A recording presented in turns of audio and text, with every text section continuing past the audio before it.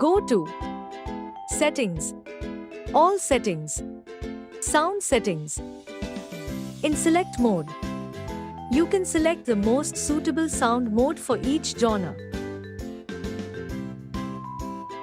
In Sound Out, you can select the source of sound. If you want to use TV speaker, select Use TV speaker.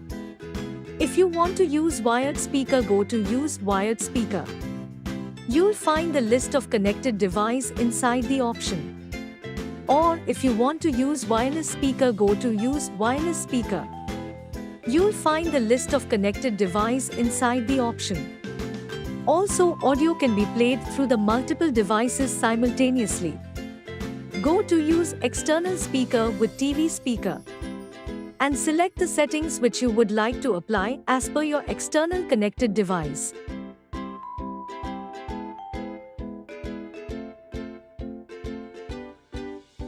In Advanced Settings, you'll get the option of Dolby Atmos, Sound Balance, and Sound Equalizer, and other options to apply and reset settings.